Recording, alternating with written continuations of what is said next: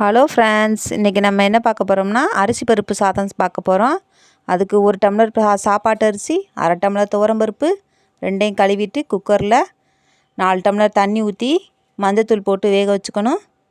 இந்த பக்கம் கடாயில் கடுகு, உளுந்தம்பருப்பு, சீரகம் போட்டு தாளிச்சிட்டு பட்டை, இலை, கிராம்பு 3 போட்டு தாளிச்சுக்கிறணும். அப்போ தான் நல்லா வாசனையாக இருக்கும். கொஞ்சம் ஜீரகம் போட்டுக்கிறணும்.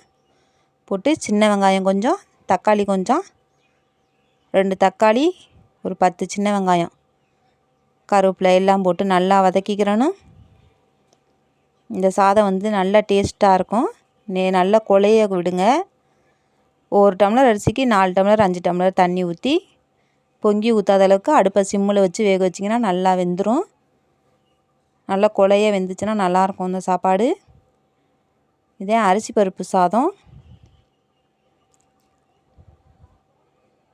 வெங்காயம் தக்காளி நல்லா வதங்கினோன்னே கொஞ்சம் சாம்பார் பொடி போட்டுக்கிறணும். அதில் காரத்துக்கு அது மட்டும்தான், வேறு மசாலா எல்லாம் எதுவும் சேர்க்கலை.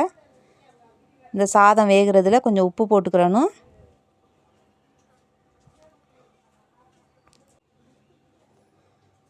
சாம்பார் பொடி போட்டாச்சு. இதையும் நல்லா வதக்கிட்டு அந்த அரிசி பருப்பு வேகிறதுல இதை தூக்கி கொட்டிடணும். கொட்டி நல்லா வேக விடணும். கொட்டிட்டு ஒரு கொதி வந்தோன்னா உப்பு பார்த்துக்கோங்க. இப்போ உப்பை பார்த்துட்டு மல்லித்தலை கட் பண்ணி போட்டு நைஸாக கட் பண்ணி போடுங்க. இல்லைன்னா எடுத்து போடுற மாதிரி இருக்கும்.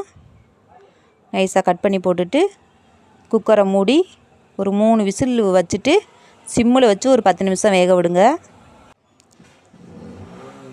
இப்போ குக்கரை மூடிட்டு ஒரு 3 விசில் வைக்க போகிறோம். வச்சு சிம்மில் வச்சு திறந்து பார்த்தா அரிசி பருப்பு சாதம் ரெடி ஆயிடுச்சு. அதை பாத்திரத்தில் மாற்றி ஆற வச்சுட்டு கொஞ்சம் நெய் விட்டுக்கணும். விட்டுட்டு அதுக்கு சைடிஷ் பேட்டை அப்பளம் பொரித்து கொடுத்தாச்சு. ஓகே, பாய்.